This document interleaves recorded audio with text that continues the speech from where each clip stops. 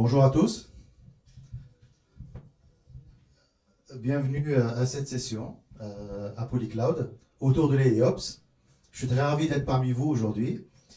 Donc je m'appelle Saif Eddin Mansri, vous pouvez m'appeler Saif. Je suis Cloud CTO chez Sphere, donc c'est une boîte d'expertise technique en France et au Benelux. Je suis également Google Developer Expert et j'interviens pas mal en conférences, que ce soit en France ou à l'international. La question qui se pose, moi je suis en région parisienne, mais la question qui se pose, qu'est-ce que je fais ici? J'ai eu la chance de donner 2 années de suite des cours sur Google Cloud et DevSecOps euh, au DO4. C'était en 2022 et 2023, et c'est comme ça que j'ai découvert un peu la Polytech et la Polycloud. Donc, ces derniers temps, je pense ces derniers mois, les 2 dernières années, on a beaucoup parlé d'IA, d'accord, dans tous les sens, IA génératif en grande partie. Mais bon, je pense qu'il faut trouver un peu les bons use cases pour pouvoir bien l'utiliser parce que voilà, je pense que toutes les applications, tous les métiers ne sont pas forcément adaptés, mais on voit aujourd'hui qu'on met tout, on mélange tout. Là, donc, l'objectif, c'est vraiment de faire un focus sur comment on peut utiliser l'IA pour les opérationnels. D'accord? C'est vraiment ça le focus de cette session. Donc, j'ai parlé de Sphere très rapidement. Donc, on est basé en France et au Benelux. Attendez, il faut que je mette sur la presse. On est à peu près 1000 personnes. On a 3 métiers complémentaires, très rapidement. Donc, on a le métier historique qui est Sphere. Donc, ça fait 12 ans que j'y travaille. C'est vraiment construire des infrastructures, des applications. Vraiment la partie build.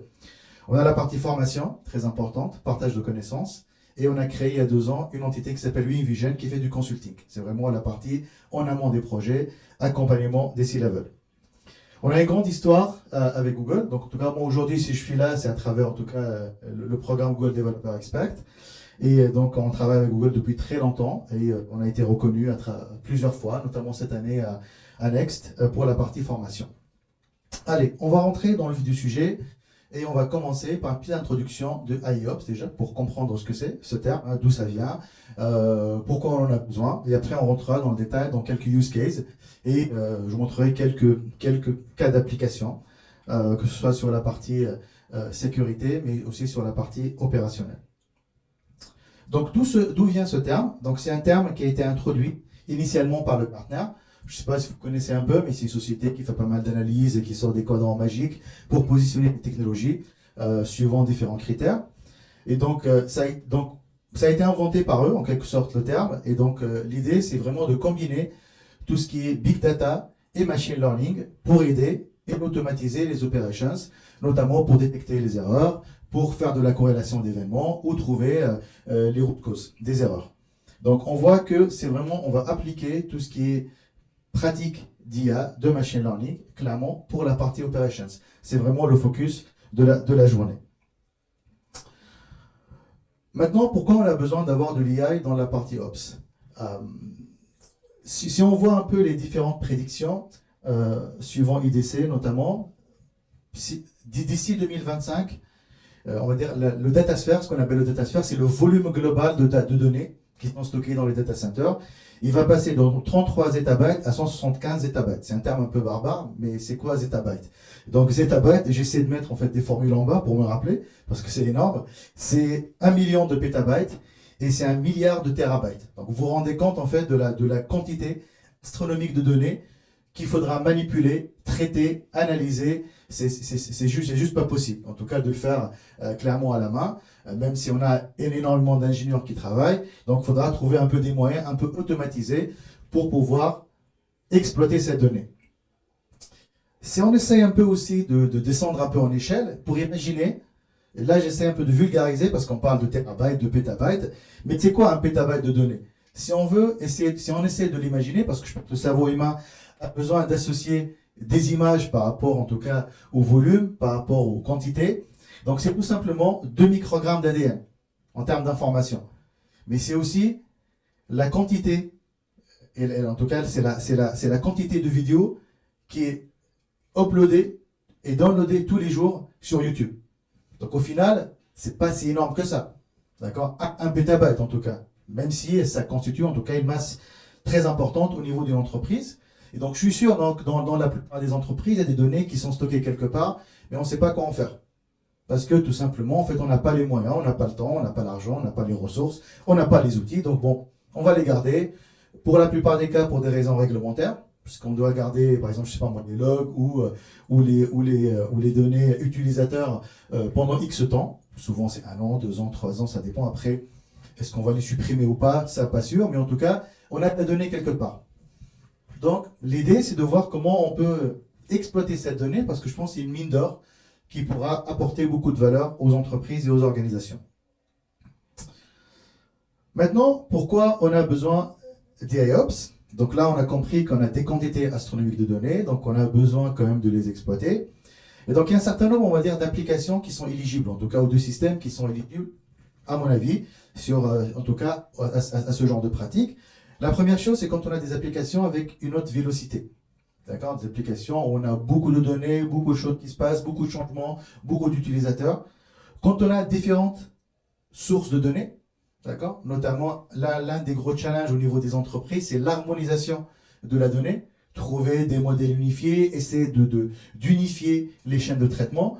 Parce qu'on a des données, je ne sais pas moi, qui viennent de CRM, des données qui viennent des utilisateurs, des logs, des données de sécurité, des données tiers, de partenaires, de fournisseurs. On peut avoir énormément de types de données et de formats de données. Donc là, on a besoin un peu d'automatiser, d'harmoniser.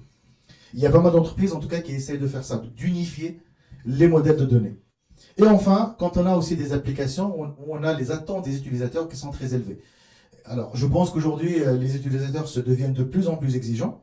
D'accord? Quand je compare au début d'Internet, on acceptait en tout cas d'avoir une vitesse qui est très faible, où, je sais pas, moi, pour télécharger un épisode de série, on attendait 4 heures. On le mettait en train de télécharger, c'est 300 mégas à peu près. Là, aujourd'hui, si on n'a pas dans les 5 minutes, il y a un problème. Donc, les attentes des utilisateurs ne sont pas les mêmes, clairement. Même sur Internet, avant, la page s'affichait bloc par bloc, mais bon, on l'a accepté parce qu'on n'avait pas le choix. Là, aujourd'hui, on a un peu le choix parce qu'on a les moyens qui nous permettent de le faire. Alors, quelques use cases d'IOPS. Donc, je veux quand même vous dire que voilà, le sujet il est énorme. Hein. On ne peut pas tout aborder, clairement, en 40 minutes ou 50 minutes, mais l'idée, c'est vraiment de vous donner quelques éléments, d'accord, sur le sujet, pour commencer la réflexion, mais aussi commencer à s'intéresser à ce sujet qui est très, très intéressant et passionnant. Donc, on va avoir d'abord un premier use case, c'est tout ce qui est analyse de performance. Pourquoi on a besoin d'avoir de l'IA, en tout cas sur cette partie-là? Parce qu'on a besoin de faire de la détection proactive des anomalies. Aujourd'hui, les entreprises ne veulent plus se contenter d'être réactifs, vraiment d'agir quand il y a un problème, mais ils veulent aussi pouvoir anticiper, notamment dans la partie industrie, où on a des pièces, par exemple, qui vont tomber en panne ou qui vont peut-être arrêter la chaîne d'approvisionnement. On a eu le cas, je sais pas moi, avec un client qui fait des forages de pétrole. Ils ont la tête de forage qui est sur site. Et donc, ils veulent aussi, suivant les données qui sont remontées par la tête de forage, pouvoir anticiper la maintenance, anticiper le changement de la tête de forage avant que ça pète ou ça coince et ça crée des problèmes. Deuxième chose, c'est l'optimisation des ressources. Alors, j'ai fait le parallèle tout à l'heure entre avant et maintenant. Avant, on faisait très attention aux ressources parce qu'on n'en avait pas beaucoup. Même pour écrire un programme, on était limité en termes de mémoire, en termes de capacité de compute. Aujourd'hui, c'est plus un sujet. Au contraire, on a les ressources, mais ça pose d'autres problèmes. C'est que ça coûte de l'argent. D'accord? Et c'est du gaspillage aussi. Donc, on a besoin quand même d'optimiser les ressources, de pouvoir observer de plus près comment les ressources sont utilisées, comment elles sont consommées, pour pouvoir optimiser leur utilisation et tirer le maximum par rapport aux infrastructures qu'on pourrait avoir. Et enfin, pourquoi on parle d'analyse de performance, mais il y a aussi en fait la perspective utilisateur. Donc, pour les deux premiers, j'ai parlé plutôt d'un aspect technique, un peu derrière la scène, mais à la fin, pour n'importe quelle entreprise, pour n'importe quelle application, l'objectif, c'est que les utilisateurs aient la meilleure expérience utilisateur possible. D'accord? Qu'ils n'aient pas d'erreurs, qu'ils n'aient pas des messages bizarres, qu'ils n'aient pas des arrêts de service, qu'ils aient des applications qui répondent très rapidement. Parce qu'on le sait, un utilisateur aujourd'hui, dont les exigences sont devenues plus élevées, s'il y a un problème avec une application ou un site, il va arrêter, il va aller ailleurs. Clairement, très vite, mais vraiment. Moi, je sais pas, moi je cherche, je sais pas, moi, un outil en ligne pour faire, je sais pas, moi, un traitement d'image. Je suis pas un expert. Je vais aller sur Google, comme ça. je vais aller sur le premier site, si ça ne marche pas, très très rapidement, je vais chercher la deuxième réponse. En tout cas, le deuxième résultat dans la recherche. Le troisième, le quatrième, parce qu'on a la possibilité de le faire aujourd'hui. Deuxième use case, c'est la détection des anomalies. Donc j'en ai parlé un petit peu dans la partie performance, mais aujourd'hui, la détection d'anomalies, c'est un vrai sujet. Pourquoi c'est un vrai sujet? Parce que ça peut causer plein de problèmes et plein de pertes de business pour les entreprises. Et on a besoin de détecter les anomalies de façon efficace. Quand je parle d'anomalies, ce n'est pas uniquement les bugs, mais ça peut être aussi les attaques. Parce que souvent, je vais vous montrer ça à la fin, j'ai une petite démo sur la partie sécu, c'est qu'en fait, quelqu'un qui va faire une attaque, il va l'orchestrer de façon minutieuse. C'est-à-dire qu'il ne va pas le faire que le jour J. Il va commencer à déposer des artefacts, il va commencer à faire quelques manipulations. En fait, il y a des traces. Il va laisser des traces pour que le jour J où il veut exécuter son attaque, il va utiliser tout ce qu'il a fait auparavant, justement pour pouvoir la perpétuer de façon très efficace. Donc ça, c'est quelque chose qui est très important. Et surtout, quand on a énormément de systèmes, on a énormément de métriques, de mesures. Donc on a besoin vraiment de pouvoir les traiter de façon automatisée, sans avoir des dashboards de malades et qu'il y ait des opérateurs qui vont observer tout ce qui se passe à chaque instant. D'accord? Il faut vraiment avoir cette vision plutôt assez efficace. Et en parlant de détection, donc j'ai parlé en fait de plusieurs événements. Là, c'est l'aspect corrélation. Et donc là, ça devient intéressant parce qu'on va pouvoir associer un certain nombre d'alertes ou de détections par rapport à un seul problème, par rapport à un seul événement. Comme ça, je n'ai pas 50 alertes pour un même sujet, mais j'ai une seule alerte synthétisée, où j'ai un résumé de ce qui s'est passé, les événements qui sont liés, par exemple, à l'anomalie, et quelles sont les recommandations potentiellement pour pouvoir y remédier. Ça, c'est très fort, la partie corrélation, parce que ça permet d'analyser des séries de données sur un temps donné pour pouvoir les associer, suivant des haches, suivant des tactiques ou des techniques d'attaque, suivant plusieurs choses. On a aussi la partie IT Service Management, je regarde l'heure, la partie IT Service Management, parce qu'aujourd'hui, la partie IA peut aussi aider à gérer les services IT. Donc c'est aussi un challenge, c'est considéré comme un centre de coût pour les entreprises, même si c'est quelque chose qui est nécessaire, et donc on ne peut pas y échapper. Et donc, clairement, on peut utiliser pas mal l'IA et les outils qui sont associés pour faire pas mal de choses, que ce soit pour des choses banales, par exemple, je sais pas, moi, rédiger un CR de meeting. Aujourd'hui, on peut passer une vidéo d'un Meet ou d'un Zoom, la passer dans des outils, ils vont sortir le transcript, et après, on peut demander un résumé. Ou d'une conf. Typiquement, là, j'ai vu Vivatech qui s'est passé à Paris il y a quelques semaines. Donc, ils ont en fait sorti une sorte de résumé par rapport aux vidéos qui a été fait par l'IA.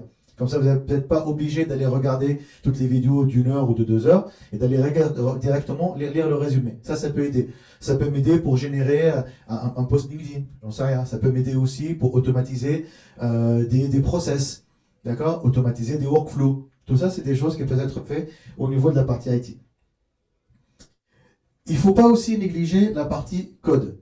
Donc la partie automatisation. Donc là, j'ai fait exprès en fait de dissocier la partie IT management et la partie automation.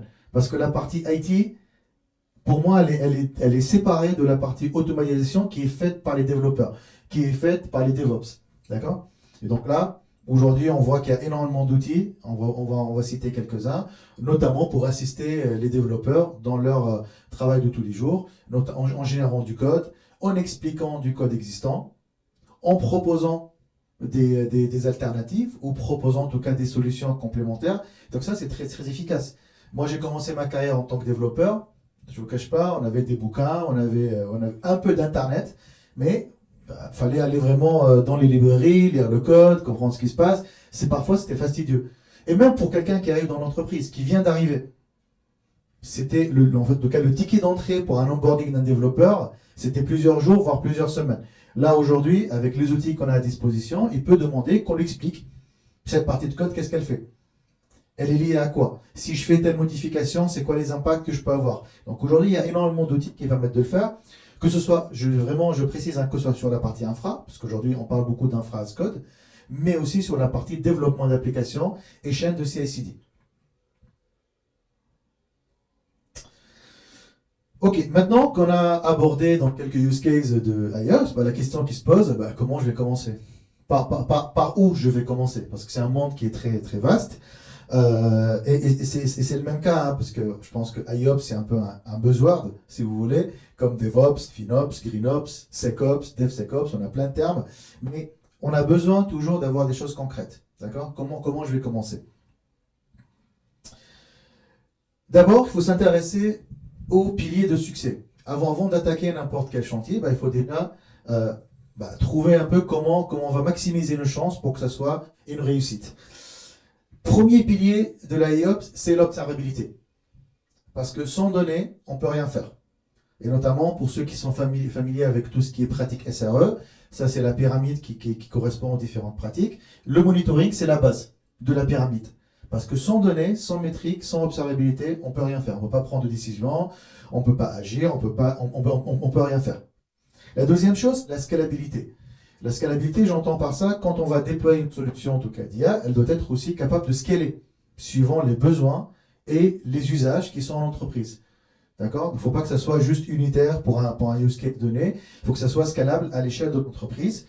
Bien évidemment, on va commencer par des petits use cases pour tester, et après on pourra l'étendre. Troisième chose, c'est la fiabilité. Et ce que j'entends par la fiabilité, c'est aussi d'accepter qu'on n'a pas de système parfait aussi. Même si on va utiliser de l'IA, l'erreur fait partie du système. Il n'y a pas un système qui est parfait à 100%.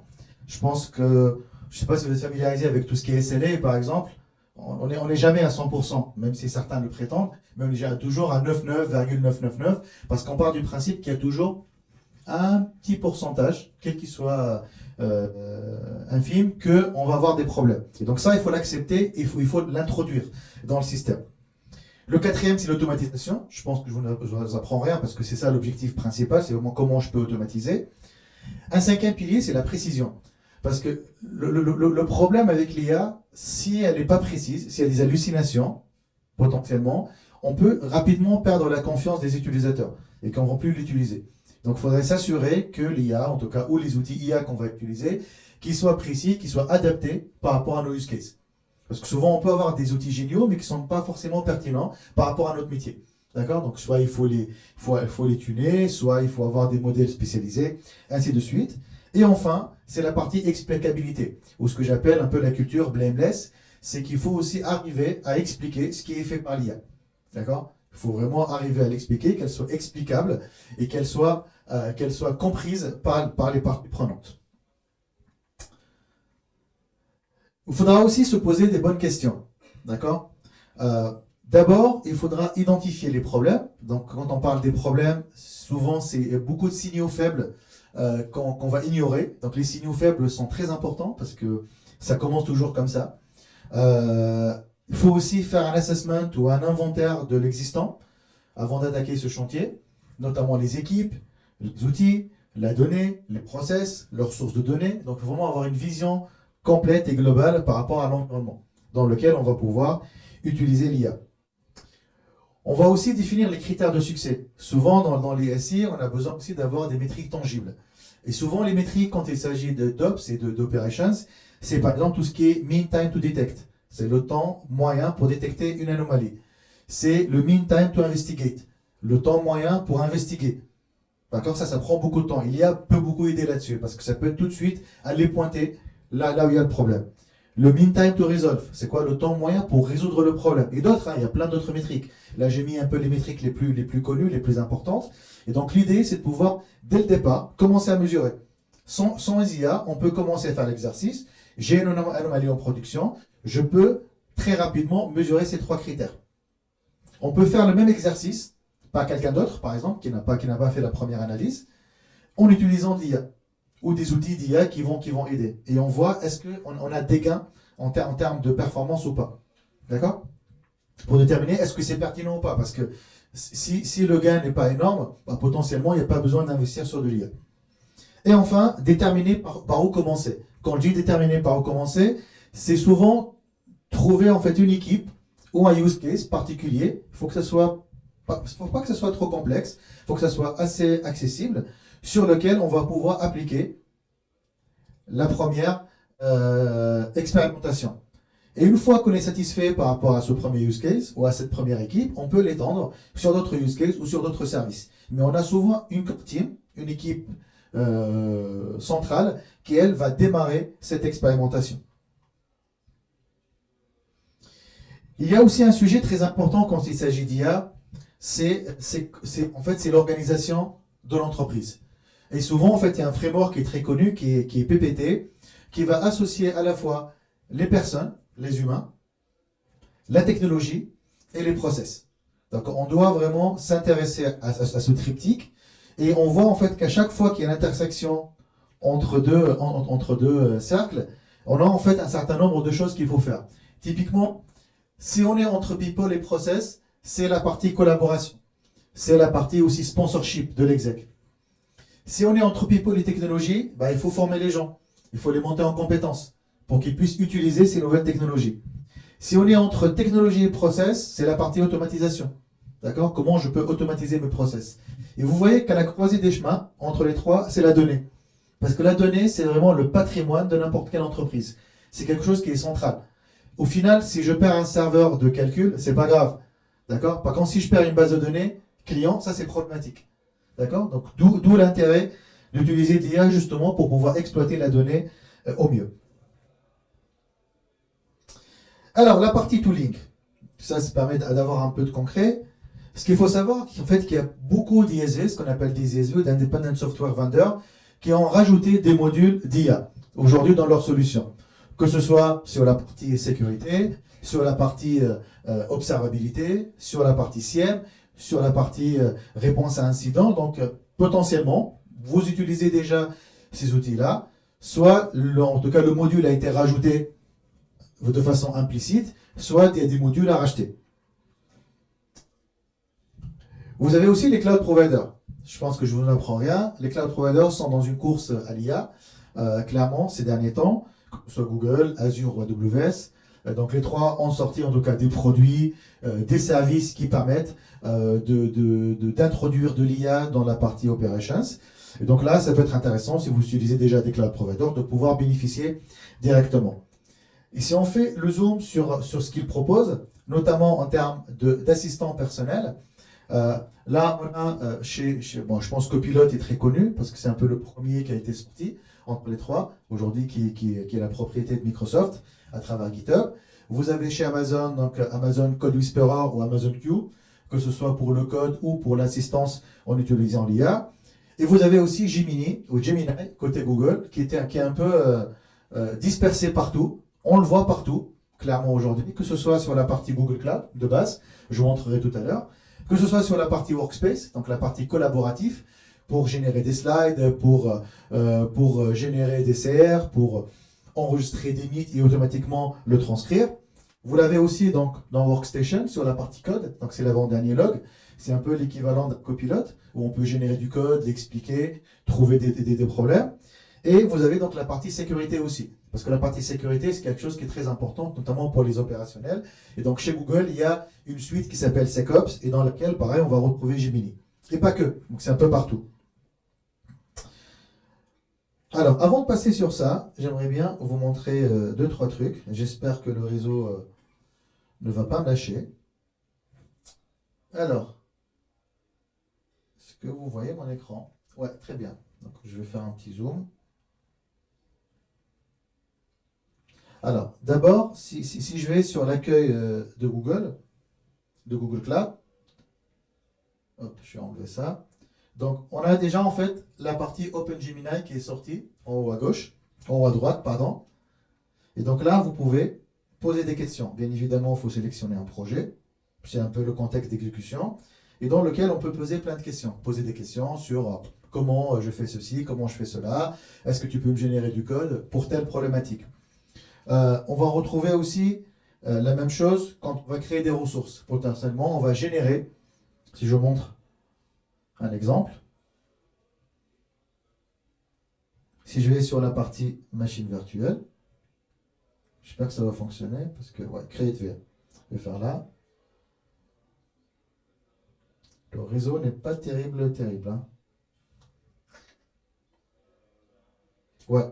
Donc là, tout en bas, peu importe en tout cas la partie la partie options, on va retrouver de l'équivalent code. Donc on va vous générer aussi du code qui est équivalent en Terraform, en REST ou en ligne de commande par rapport à ce que vous allez faire. Donc ça peut être une aide, en tout cas pour les utilisateurs. Là où ça devient intéressant, moi j'ai pris un use case plutôt côté sécurité, parce que c'est un sujet qui m'intéresse particulièrement. Chez Google, il y a un produit qui s'appelle Security Command Center. C'est un peu une sorte de tour de contrôle qui va regrouper un peu une vision sécuritaire sur votre plateforme. Et parmi les choses qu'on pourrait faire, donc là typiquement on a un problème de authentification à double facteur qui n'est pas activé ou qui n'est pas renforcé. On sait très bien que ce n'est pas une bonne chose, maintenant il faut le faire. Et donc là, ce qui va être intéressant, si on va dedans pour voir un peu ce qui se passe, là où ça devient intéressant, c'est qu'on va vous générer par exemple tout ce qui est simulation de chemin d'attaque. Ça, je trouve ça très intéressant. Et ça, c'est fait par l'IA. En gros, ça c'est mon compte utilisateur. On te dit, voilà, si un utilisateur arrive en tout cas, à trouver ton mot de passe, ou à le forcer, ou en tout cas, ou même par du social engineering, le retrouver, parce que c'est quelque chose qui arrive souvent aujourd'hui. Je sais que les gens utilisent des mots de passe, leur chat, leur chien, leurs enfants, les dates de naissance. C'est souvent des combinaisons comme ça, donc on peut facilement faire du social engineering. Là où ça peut être intéressant aussi, c'est la partie AI Summary. C'est qu'on va venir aussi vous générer une explication lisible par les humains par rapport à ce chemin d'attaque qui a été généré. Donc ça peut être intéressant aussi. D'accord? Donc ça, c'est sur la partie Security Command Center.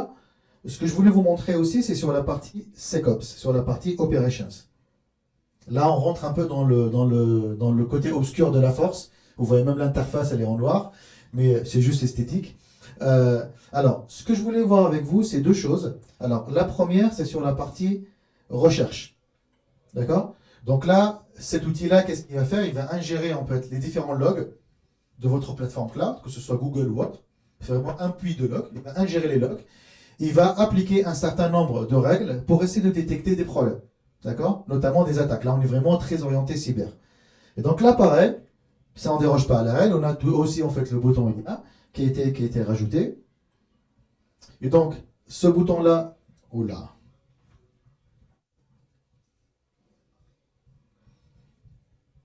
Il va nous ouvrir du coup un assistant, pareil, pour lequel on peut poser des questions. Alors, vous avez quelques questions un peu suggérées. Alors, on va prendre la première, la dernière plutôt. C'est qui APT44? Qui sait ce que c'est APT44? Personne? Ok, bon, on va demander à l'IA. Alors, APT44, c'est tout simplement en fait un groupe de hackers. D'accord? Donc il y a plein de groupes qui sont identifiés, qui sont connus dans le monde du cyber. Et donc là, ça peut vous donner des informations par rapport à ce groupe-là. Comment il opère, il est affilié à quelle organisation, à quel pays, c'est quoi ses attaques privilégiées, c'est quoi ses méthodes. D'accord? Parce que dans le monde du cyber, il y a des méthodes, il y a des stratégies, des tactiques d'attaque. Donc ça peut vous donner des informations. Là où ça peut être intéressant aussi, c'est la partie génération de règles de recherche. D'accord? Donc aujourd'hui, en fait, il y a un pseudo-langage qui est utilisé par l'outil. Moi, je ne le connais pas. Moi, par exemple, je vais dire, attends, on va faire ça, delete chat, monter en haut, hop, je vais déplacer le truc du zoom. Donc là, par exemple, je vais lui dire, cherche-moi tous les buckets qui sont exposés publiquement. Un bucket dans le cloud, quel que soit le cloud provider, c'est un conteneur d'objets. D'accord? Donc je vais lui dire, moi, cherche-moi tous les buckets qui sont exposés publiquement. Find all GCS all public GCS buckets. Là, j'essaie de prendre un cas simple, hein, sans trop rentrer dans des cas très compliqués. Et donc là, tout simplement, il va me générer en fait la requête de recherche. Vous la voyez ici. Bon, elle n'est pas si complexe que ça, mais ça m'aurait pris un peu de temps pour comprendre un peu quels sont les champs qu'il faut mettre, il faut les valider, ainsi de suite. Donc là, je peux tout simplement cliquer sur la Run Recherche, d'accord? Et donc ça va me chercher les événements qui ont été remontés dans la plateforme qui correspondent à ce problème. Et donc là, c'est quelque chose que j'ai fait moi hier, du coup, pour préparer la présentation. Et donc là, vous le voyez ici, typiquement, attends. Vous le voyez ici, en fait, il dit User Resource Creation, ça a été fait par moi. Vous l'avez ici, monsri.s et public bucket. D'accord? Donc ça, c'est un exemple de génération de recherche. Le dernier exemple que je voulais montrer, avant de prendre quelques questions et finir la présentation, c'est la partie case. Alors, dans l'outil, ce qu'on va faire, quand on a en fait une anomalie qui a été détectée, on va ouvrir un case. Les cases seront après traités par l'équipe SecOps. Et donc là où c'est intéressant sur la partie case, c'est qu'il va en fait regrouper, on a parlé tout à l'heure de la corrélation d'événements, donc là il va corréler un certain nombre d'alertes pour dire voilà ça correspond à la même chose. On pense que ça correspond au même problème.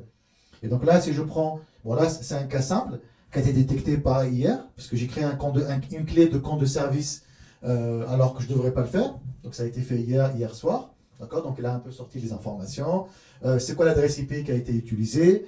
On peut trouver des informations très intéressantes sur l'événement. Ici, vous avez énormément d'événements. Il m'a dit que ça a été fait en Occitanie, parce que c'est ici, hein, je l'ai fait ici. Et même, en fait, c'est quoi le provider du réseau de l'hôtel, ainsi de suite. C'est vraiment un maximum d'informations sur l'action qui a été faite. D'accord? Alors, si moi, j'étais pas à Montpellier et que je vois cette action, je vais m'interroger. Nous, on n'a pas d'équipe ici. Je vais me dire, il y a un problème. Pourquoi j'ai eu telle création qui a été faite à tel endroit? Si c'était avec mon compte, c'est qu'il y a un problème. Donc, si un collègue à moi va se connecter à la plateforme, il va se poser des questions, parce que potentiellement, il ne sait pas que je suis ici. Là où ça va être intéressant, c'est la partie corrélation. Donc, j'en ai parlé. Donc, on va prendre un exemple. Là, les cron job persistent techniques.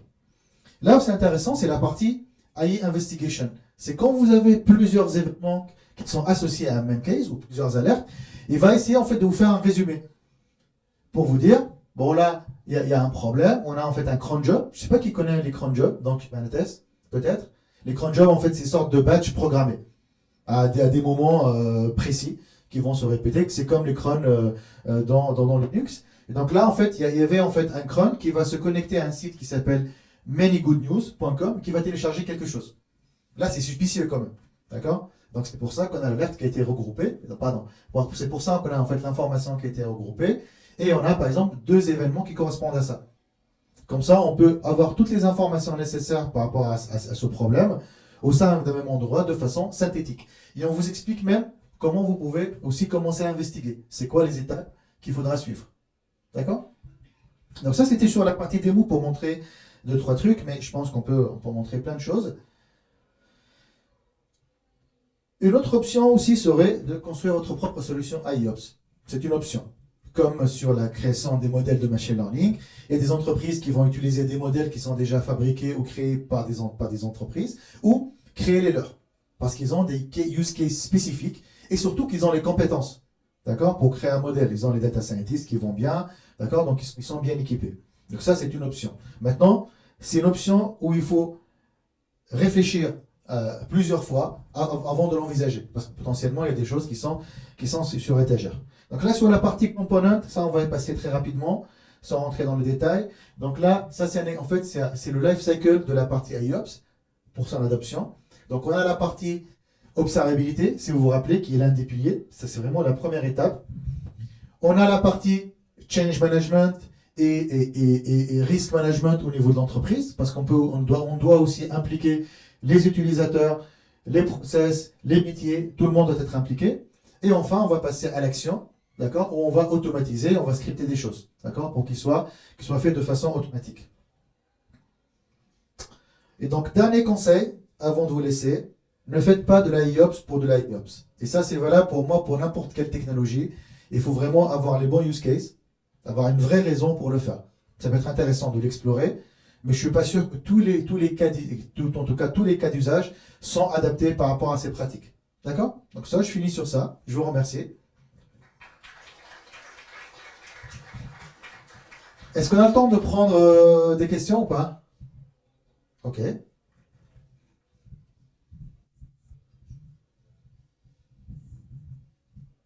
Est-ce qu'il y a des questions dans la salle? Souvent la première question qui est difficile. Il faut se lancer. Ouais. Bonjour. Oui, vous m'entendez? C'est bon? Non? Le micro ne fonctionne marche pas, je pense. Allô, allô? 1, 2. C'est bon? Non? Bon, je vais parler fort. Non, franchement, je t'entends bien. Bon, ça. Tu peux te présenter. Alors, je suis Samuel Borel, je travaille à la DSI de France Travail sur Montpellier. Et là, je travaille dans une équipe qui fait de la supervision. et on commence à faire de l'IAOps aussi.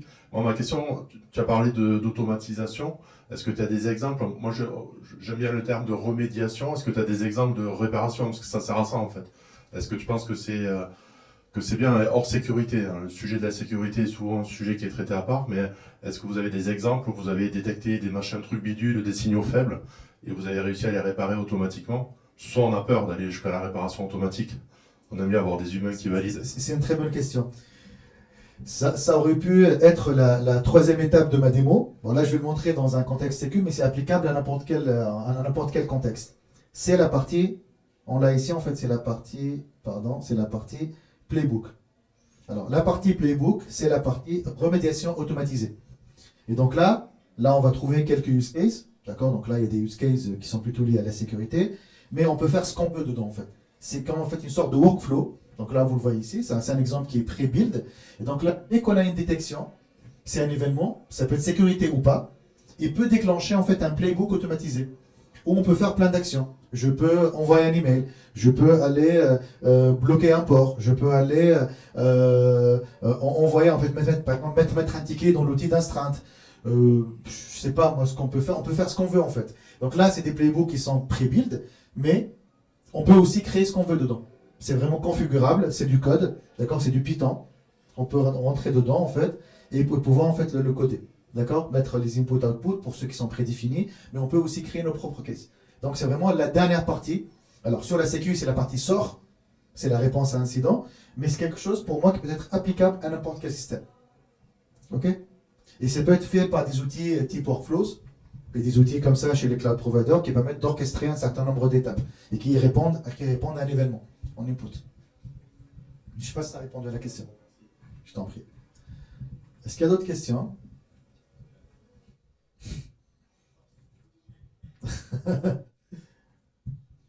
Pas de questions, merci bien. Je t'en prie. Je suis ravi en tout cas d'être parmi vous aujourd'hui. Merci pour l'accueil et je vous souhaite une bonne continuation. Merci.